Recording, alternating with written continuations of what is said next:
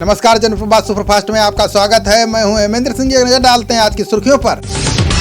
PM Modi ने राष्ट्र के नाम अपने 7वें संबोधन में कहा है कि 2 गज की दूरी जरूरी है। पीएम मोदी ने कहा है कि हम आपके परिवार को सुरक्षित देखना चाहते हैं। उन्होंने फिर दोहराया कि जब तक दवाई नहीं तब तक ढिलाई नहीं। पीएम मोदी ने सभी लोगों से अपील की है कि त्योहार मनाएं, लेकिन सतर्कता के साथ मनाएं। प्रधानमंत्री ने कहा कि भले ही लॉकडाउन हट गया है, लेकिन हमें लापरवाह नहीं होना चाहिए। उन्होंने कहा कि कोरोना संक्रमण को लेकर अन्य देशों के मुकाबले भारत की स्थिति बेहतर है। दुनिया के विकसित देशों की तुलना में भारत अपने ज्यादा से ज्यादा लोगों का जीवन बचाने में सफल रहा है। प्रधानमंत्री ने सभी देशवासियों को नवरात्रि, दशहरा, दीपावली और ईद की शुभकामनाएं भी दी हैं। हालांकि लोग कई तरह के कयास लगा रहे थे कि मोदी जी वैक्सीन आदि का ऐलान करेंगे, लेकिन ऐसा कुछ नहीं हुआ। चुनाव आयोग के सुझाव पर केंद्र ने लोकसभा और विधानसभा उम्मीदवारों की अधिकतम व्यय सीमा 10% बढ़ा दी है। ये कदम इसलिए उठाया गया क्योंकि कोरोना के कारण जारी दिशा निर्देशों के चलते उन्हें प्रचार में परेशानी का सामना करना पड़ सकता है। इससे बिहार चुनाव और उपचुनाव में उम्मीदवारों को मदद मिलेगी। एलएसी पर जारी तनाव के बीच चीन के दुश्मन ताइवान के साथ भारत व्यापार वार्ता शुरू कर सकता है। ताइवान कई वर्षों से भारत के साथ बातचीत करना चाहता है, लेकिन भारत चीन की नाराजगी मोल नहीं लेना चाहता था। अब पिछले कुछ महीनों से सरकार के भीतर ऐसे तत्व हावी हुए हैं जो ताइवान के साथ ट्रेड डील के पक्ष में हैं। उद्योगपति मुकेश अंबानी ने देश में आमूलचूल बदलाव लाने के लिए 3 प्रमुख लक्ष्य तय किए हैं। उन्होंने कहा कि पहला मुख्य लक्ष्य भारत को एक डिजिटल सोसाइटी में बदलना है। दूसरे लक्ष्य में एजुकेशन सेक्टर में बदलाव लाना है। उन्होंने बताया कि हमारा तीसरा लक्ष्य देश में ऊर्जा के क्षेत्र में आमूल बदलाव करना है। बिहार चुनाव के रण में यूपी के सीएम योगी ने कैमूर की रामगढ़ सीट से आज अपने प्रचार का आगाज किया। सीएम योगी ने विरोधी दलों पर हमला बोलते हुए कहा कि हम लोग विकास की बात करते हैं, वो जाति की बात करते हैं। हम देश की बात करते हैं तो वो परिवार की बात करते हैं। उन्होंने कहा कि हमने विकास में जाति धर्म कभी नहीं देखा। पंजाब विधानसभा के विशेष सत्र में वित्त मंत्री मनप्रीत सिंह बादल ने केंद्रीय कृषि कानून के खिलाफ एक प्रस्ताव और 4 एक्ट पेश किए। सीएम कैप्टन अमरिंदर सिंह ने कहा है कि केंद्रीय कृषि कानून की आलोचना करते हैं। केंद्र सरकार इस एक्ट को वापस ले, इसके लिए प्रधानमंत्री मोदी को पत्र भी लिखा है। प्रस्ताव पेश करने के बाद सीएम कैप्टन ने कहा है कि हमें अपनी सरकार को बर्खास्त करने का डर नहीं है, क्योंकि वो अपना इस्तीफा जेब में रखते हैं। कैप्टन ने कहा है कि हम किसानों को बर्बाद नहीं होने देंगे। मुख्यमंत्री ने ये भी कहा है कि राज्य में स्थिति बिगड़ती है तो चीन और पाकिस्तान इसका फायदा उठाने की कोशिश कर सकते हैं। भाजपा अध्यक्ष जेपी नड्डा के सीएए को लेकर बयान पर टीएमसी सांसद महुआ मोइत्रा ने पलटवार किया है। महुआ मोइत्रा ने कहा है कि जेपी नड्डा कह रहे हैं कि राज्य में जल्द सीएए लागू किया जाएगा। भाजपा सुन ले, हम आपको कागज दिखाने से पहले ही दरवाजा दिखा देंगे। बता दें कि मोइत्रा की गिनती सांसद में आक्रामक वक्ताओं के तौर पर होती है। कर्नाटक भाजपा में एक बार फिर बगावत के सुर तेज हो गए। इस बीच विधायक बसंगौड़ा पी एतनाल ने मुख्यमंत्री येदियुरप्पा के खिलाफ नाराजगी जाहिर की है। उन्होंने राज्य में सत्ता की कमान बदलने के लिए मोर्चा खोल दिया है। उन्होंने कहा है कि राज्य में अधिकतर नेता मुख्यमंत्री येदियुरप्पा के शासन से खुश नहीं है। यूपी के हाथरस मामले में सीबीआई की जांच जारी है। इसी क्रम में आज सीबीआई की टीम एक बार फिर मौका वारदात पर पहुंची। इस दौरान चश्मदीद विक्रम उर्फ छोटू भी सीबीआई टीम के साथ मौजूद रहा। इसी बीच पुलिस की लापरवाही का एक और मामला सामने आया। जेल गए 4 आरोपियों में से एक आरोपी की उम्र 18 साल से कम है।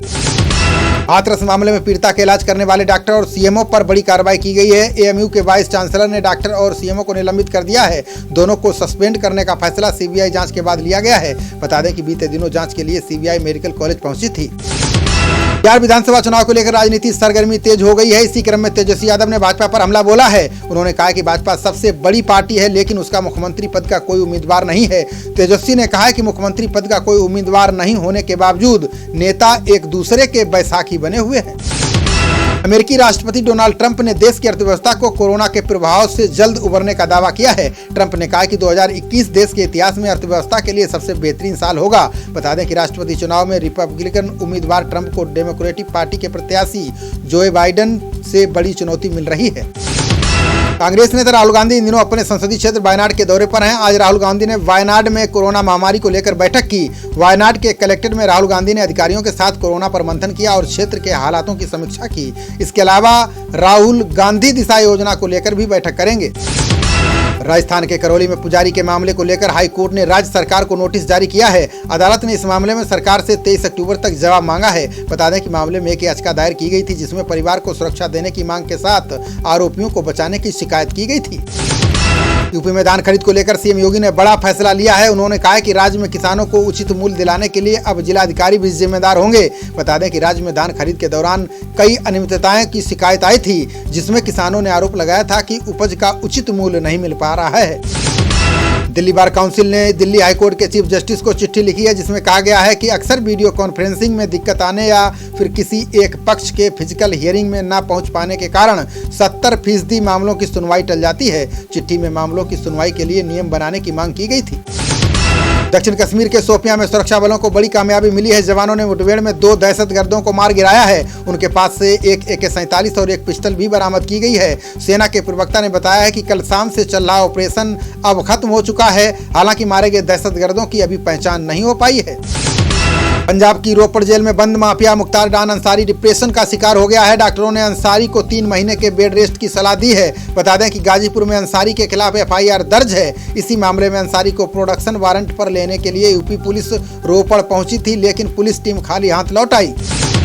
PNB बैंक घोटाले में CBI ने बड़ा खुलासा किया है। CBI ने बताया कि डिप्टी मैनेजर गोकुलनाथ शेट्टी ने हीरा व्यापारी मेहुल चौकसी से 1 करोड़ 8 लाख की रिश्वत ली थी। CBI ने इस मामले में गोकुलनाथ शेट्टी के खिलाफ नया केस दर्ज किया है। CBI का दावा है कि चौकसी ने ये रिश्वत लेटर ऑफ अंडरटेकिंग पाने के लिए दी थी।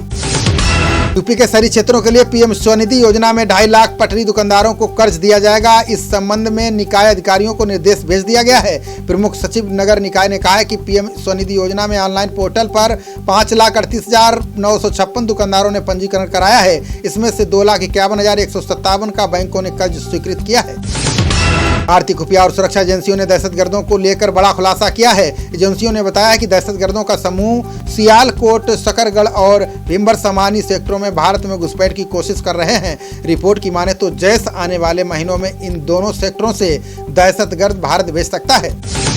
केंद्रीय ग्रामीण विकास मंत्रालय ने भविष्य में गरीबी का पैमाना तय करने के लिए पुरानी परिभाषा में कुछ बदलाव किए हैं। नए पेपर के मुताबिक अब किसी व्यक्ति का जीवन स्तर उसके गरीब होने का प्रमाण बनेगा। आपकी गरीबी आय से नहीं बल्कि रहन सहन के स्तर से तय की जाएगी। इसका पैमाना मुख्य तौर पर आवास, शिक्षा और स्वच्छता जैसी सुविधाएं बनेंगी। कोरोना मरीजों का अनुमान लगाने वाली सरकार समिति के सदस्य ने बड़ा दावा किया है। उन्होंने कहा है कि फरवरी तक देश में कुल 1.3 अरब लोगों में से आधी आबादी संक्रमण की चपेट में आ सकती है। समिति के सदस्य ने बताया कि गणितीय आकलन के मुताबिक अभी करीब 30% आबादी संक्रमित है। फरवरी तक आंकड़ा 50% हो सकता है। हिमाचल सरकार ने 2.5 साल पूरा होने के बाद से बड़ा प्रशासनिक फेरबदल किया है। कार्मिक विभाग ने 7 जिलों के DC समेत कुल 21 IAS अधिकारियों का तबादला कर दिया है। इनमें विवादों में रहे चंबा के उपायुक्त के अलावा शिमला, ऊना, किन्नौर, बिलासपुर, लाहौर, स्पीति और हमीरपुर जिले के DC बदल दिए गए हैं। हरियाणा में पंचायती राज चुनाव को लेकर तैयारियां शुरू कर दी गई हैं। राज्य चुनाव आयोग ने इस बार ब्लॉक समिति सदस्य का चुनाव भी EVM से कराने का निर्णय लिया है। बता दें कि राज्य चुनाव आयोग को 24 फरवरी 2021 से पहले चुनाव प्रक्रिया संपन्न करानी होगी। आयोग ने 15 फरवरी तक चुनाव प्रक्रिया पूरी करने का लक्ष्य तय किया है। अमेरिकी अंतरिक्ष एजेंसी नासा ने चांद पर पहला सेलुलर नेटवर्क बनाने के लिए नोकिया कंपनी को चुना है। फिनिश कंपनी ने बताया कि नासा भविष्य के लिए योजना बना रही है कि इंसान चांद पर दोबारा लौटेंगे और बस्तियां बसाएंगे। नासा का टारगेट 2024 तक इंसानों को चंद्रमा पर ले जाने का है और लंबे समय तक वहां मौजूदगी दर्ज कराने का है। भाजपा अध्यक्ष JP नड्डा ने बक्सर में चुनावी रैली की। नड्डा ने कहा है कि पहले भाई भतीजावाद के नाम पर वोट मांगा जाता था, आज हर पार्टी को अपने काम के आधार पर वोट मांगना पड़ रहा है। भारतीय राजनीति में ये नई संस्कृति प्रधानमंत्री नरेंद्र मोदी की देन है। इमरती देवी पर दिए बयान को लेकर राहुल गांधी ने कमलनाथ को फटकार लगाई है। राहुल गांधी ने कमलनाथ के बयान को दुर्भाग्यपूर्ण करार दिया है। उन्होंने कहा है कि उन्हें इस तरह की भाषा बिल्कुल पसंद नहीं है। वहीं कमलनाथ ने कहा है कि वो उनकी अपनी राय है। अगर किसी को अपमान महसूस हुआ है तो मैं पहले ही खेद जता चुका हूँ। मुख्यमंत्री नीतीश कुमार ने गोपालगंज और सिवान में रैली की। उन्होंने कहा कि लोगों को 10 लाख नौकरियों के वादे से भ्रमित नहीं होना चाहिए। नीतीश ने तेजस्वी पर तंज कसते हुए कहा कि उनके लिए पैसा कहां से आएगा, क्या तेजस्वी नकली नोट लाएंगे या जेल से पैसा लाएंगे। नीतीश ने कहा कि एक एक काम करके राज्य को प्रगति के रास्ते पर लाए हैं, जनता मौका देगी तो और काम करेंगे। दिल्ली सरकार ने सभी अस्पतालों को पत्र लिखा है, जिसमें कहा गया है कि मौसमी बीमारियों के साथ कोरोना वायरस के संक्रमण को लेकर सतर्क रहें। इस बारे में केंद्रीय स्वास्थ्य मंत्रालय द्वारा जारी दिशा निर्देशों का पालन करें। सरकार ने सर्दियों की शुरुआत के साथ ही डेंगू, मलेरिया, चिकनगुनिया के मामलों में वृद्धि होने की आशंका जताई है। मुख्यमंत्री अशोक गहलोत ने पीएम मोदी को पत्र लिखा। उन्होंने कहा कि बैंकिंग क्षेत्र में किए गए कानून संशोधन सहकारी बैंकों की मूल भावना के विपरीत हैं। उन्होंने कहा कि सरकार को इस पर पुनर्विचार करना चाहिए। गहलोत ने कहा कि सहकारी बैंकों में ग्रामीण पृष्ठभूमि के सदस्य होते हैं, ऐसे में पेशेवर अनुभव आवश्यक होने की शर्त इन बैंकों पर लागू न की जाए। महाराष्ट्र में भाजपा के वरिष्ठ नेता एकनाथ खड़से के पार्टी छोड़ने की अफवाहों को पूर्व सीएम देवेंद्र फडणवीस ने खारिज कर दिया है। उन्होंने कहा कि खड़से के एनसीपी में जाने की खबरें अफवाह हैं। फडणवीस ने कहा कि इस तरह की बातें रोज की जाती हैं। बता दें कि भ्रष्टाचार के आरोपों को लेकर खड़से को मंत्री पद छोड़ना पड़ा था। कोरोना टीका को लेकर बड़ी खबर आई है। इंडोनेशिया पहले चरण में इस साल नवंबर और दिसंबर के बीच 91 लाख लोगों को कोरोना वैक्सीन देगा। पहले चरण में टीकाकरण उन लोगों के समूह पर किया जाएगा जिनको संक्रमण का सबसे अधिक खतरा है। इनमें हवाई अड्डे के कर्मचारी, सैनिक और पुलिसकर्मी और चिकित्साकर्मी शामिल हैं। कांग्रेस नेता सचिन पायलट ने बिहार चुनाव को लेकर बड़ा दावा किया है। उन्होंने कहा कि चुनाव के बाद परिवर्तन होगा। निश्चित रूप से कांग्रेस आरजेडी की साझा सरकार बनेगी। पायलट ने कहा कि मुख्यमंत्री नीतीश कुमार के कथित सुशासन की पोल खुल चुकी है। श्रमिकों को पूरी तरह उनके अपने हाल पर छोड़ दिया था। केंद्रीय मंत्री स्मृति ईरानी रायबरेली पहुंची हैं। उन्होंने कहा है कि ये सत्य है कि एक राजनीतिक पार्टी के मुखिया का परिवार अमेठी रायबरेली में राजनीति करता था। अब मुझे इस बात का संतोष है कि जनता की उम्मीदों पर हम अपने कार्य के दम पर खरे उतरे हैं। ईरानी ने कहा है कि अमेठी और रायबरेली में विकास तेज हो रहा है। उन्होंने कहा कि 12 आंगनबाड़ी केंद्रों का बनना इस बात का संकेत है कि लंबित कार्यों को पूरा किया जा रहा है। आरोग्य सेतु ऐप न डाउनलोड करने वाले लोगों के लिए कर्नाटक हाईकोर्ट ने राहत भरा फैसला दिया है। हाईकोर्ट ने कहा है कि केंद्र या राज्य उन लोगों से जरूरी सुविधाएं नहीं छीन सकती जिन्होंने आरोग्य सेतु ऐप डाउनलोड नहीं किया है। बता दें कि कोरोना के चलते सरकार ने यात्रा के लिए आरोग्य सेतु ऐप को डाउनलोड करना अनिवार्य कर दिया था। कालेश्वरम सिंचाई परियोजना को लेकर एनजीटी ने सख्त नाराजगी जताई है। एनजीटी ने कहा है कि कानून का उल्लंघन कर परियोजना को मंजूरी दी गई है। एनजीटी ने इससे हुए नुकसान का आकलन करने और स्थिति बहाल करने के लिए इस समिति का गठन किया है। सीएम अरविंद केजरीवाल ने तेलंगाना को 15 करोड़ रुपए देने का ऐलान किया है। केजरीवाल ने कहा है कि इस मुश्किल समय में दिल्ली के लोग तेलंगाना के साथ हैं। उन्होंने कहा है कि बाढ़ ने हैदराबाद में तबाही मचाई है। उन्होंने कहा है कि हैदराबाद में 1908 के बाद पहली बार इतनी अधिक बारिश हुई है। कनाडा में चीन के राजदूत के बयान को लेकर दोनों देशों के बीच राजनयिक विवाद तेज हो गया है। कनाडाई मीडिया में चीनी राजदूत की आलोचना पर बीजिंग ने नाराजगी जाहिर की है। दोनों देशों के बीच संबंध हाल के वर्षों में सबसे निचले स्तर पर हैं। इसकी वजह कनाडा द्वारा टेलीकॉम कंपनी हुआवी के शीर्ष अधिकारी को हिरासत में लेना है।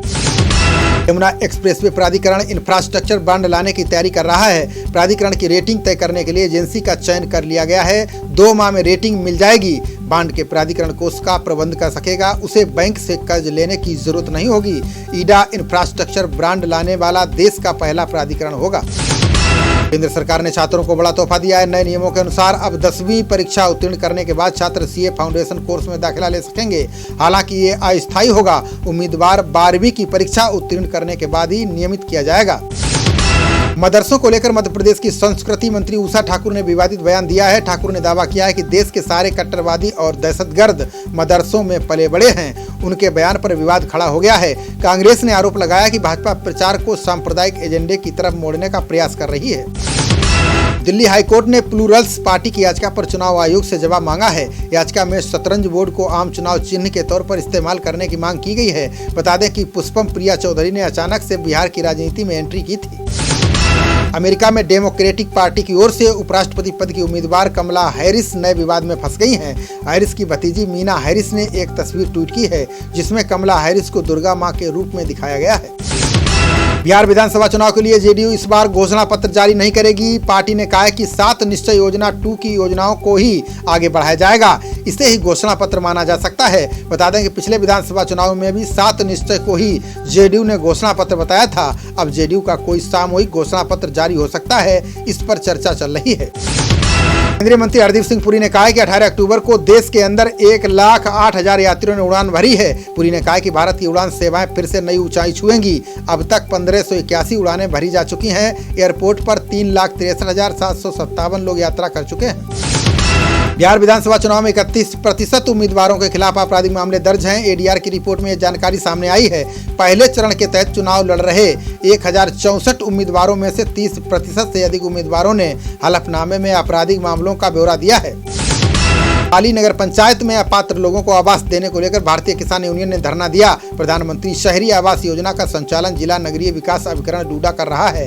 यूनियन ने आरोप लगाया कि लाभार्थियों से पैसा लेकर ग्राम पंचायत में आवास बनाए जा रहे हैं, गरीबों को आवास नहीं मिल रहा है। खबरों का सिलसिला जारी रहेगा, देखते रहिए जनप्रवाद। नमस्कार।